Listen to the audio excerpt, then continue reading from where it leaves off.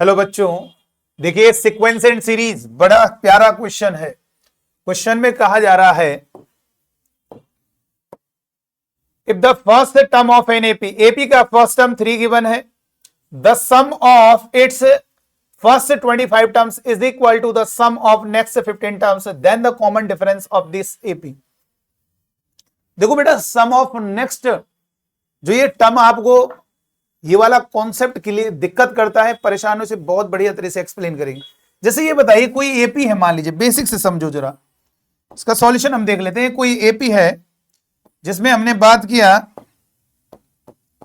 कि मान लीजिए 2 और 3 5, 5 3 8, 8 3 11 और 3 14 और 3 17 और 3 20, ये हो गया बेटा। अगर मैंने कहा फर्स्ट 3 टर्म्स ये वाला हमारा समेशन आ जाएगा, तो यहां पर अगर ऐड करोगे तो आपको मालूम है 15 हो जाएगा। लेकिन अगर हमने कहा नेक्स्ट 4 टर्म्स, नेक्स्ट 4 का मतलब 3 के बाद जितने टर्म की बात करें उसी के बाद, तो अगर इनको ऐड करोगे तो ये भी समेशन हो जाएगा। बात को समझिए, यहां पर 11 और 14 25, 25 हो गया, और 25 और 10 35 और 7 42, 42 और 20 आपको मालूम है 62 हो जाएगा। इनका समेशन 62 हो जाएगा। यानी नेक्स्ट अगर हम मान लीजिए यहां से यहां तक कितने टर्म्स हैं, 1 2 3 4 5 6 7 टर्म्स हैं, और ये हमारे कितने 3 टर्म्स हैं। अगर ये बताइए जब आपने 3 टर्म कहा तो केवल ये ऐड हुआ, जब नेक्स्ट टर्म ये का ऐड हुआ। लेकिन अगर हम कहेंगे 7 टर्म्स तो उसमें ये भी ऐड होंगे, ये 7 टर्म का समेशन, तो ये 3 टर्म का समेशन भी ऐड होगा। इसका मतलब ये हुआ अगर मुझे सम ऑफ नेक्स्ट 7 टर्म्स का सम पता करना है तो हम एक प्रकार से ये भी कह सकते हैं, सॉरी नेक्स्ट 4 टर्म्स का सम पता करना है तो यहां से क्या होगा सम ऑफ, यानी कितने टर्म शुरुआत में बोलता हो, अरे यार नेक्स्ट का मतलब क्या होता है, नेक्स्ट का मतलब कहां तक आपने बात की उसी के बाद तो होगा नेक्स्ट। जैसे हमने 3 टर्म का तक बोला, sum of first term, next term कहां से होगा 4 से चालू होगा। मान लो सम ऑफ फर्स्ट 10 टर्म बोले, अब नेक्स्ट 10 टर्म तो 11 से चालू होगा। यानी जितना टर्म आपको गिवन है उसी के बाद नेक्स्ट टर्म चालू होंगे। तो यहां पर क्या होगा हमारा 7 टर्म का समेशन में अगर 3 टर्म के समेशन को माइनस करेंगे तो आपका क्या आएगा, सम ऑफ नेक्स्ट 4 टर्म्स कैलकुलेट होगा मेरे बच्चों। एक और दूसरा तरीका है कि आप दोनों तरीके से आप समझ लीजिएगा, मेथड फर्स्ट और मेथड सेकंड, जो पसंद आए। क्वेश्चन में कह रहा है इफ द फर्स्ट सम आपको 3 गिवन है, ठीक है, और एपी का सम का फॉर्मूला आपको क्लियर होना चाहिए n/2। एपी के जितने भी ढेर सारे टर्म ऐड कर रहे हैं उन सारे टर्म को सम फाइंड करने का ये हमारा कैलकुलेटर है।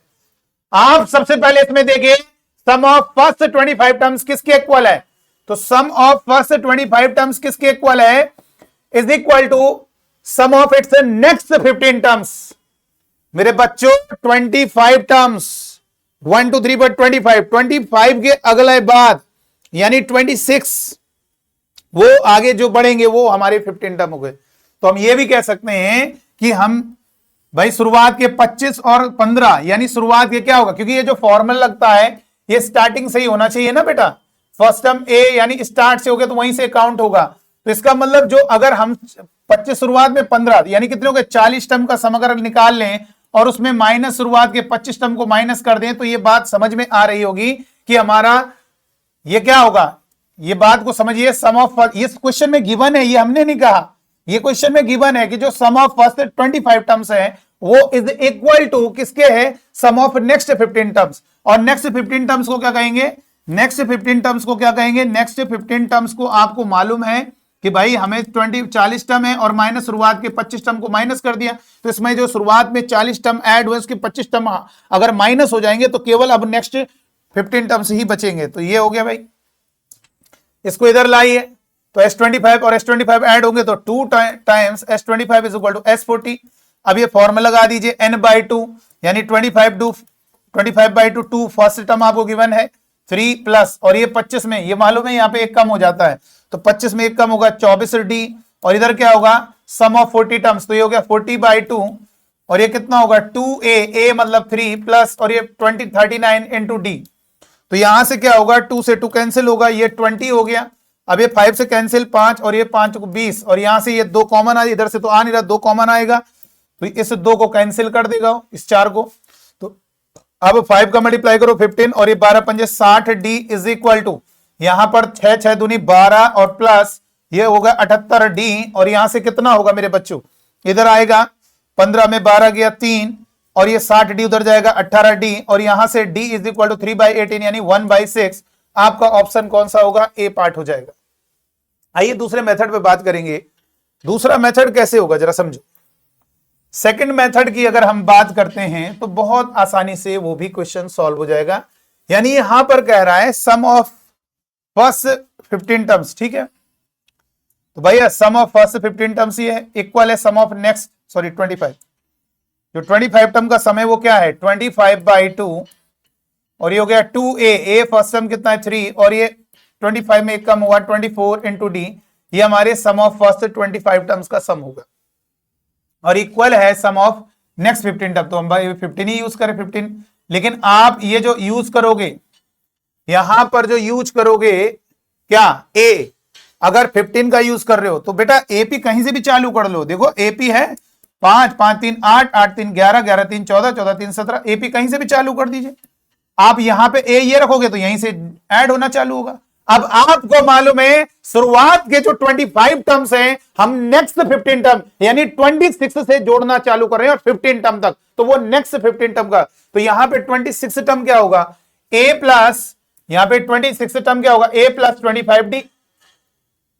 नेक्स्ट की बात करें 25 के बाद ही नेक्स्ट आएगा तो 26 होगा, तो ए यानी 3 प्लस 25, और डी कितना होगा बेटा डी, डी रहने दो, और प्लस 15 में एक काम करोगे 14 और इनटू डी।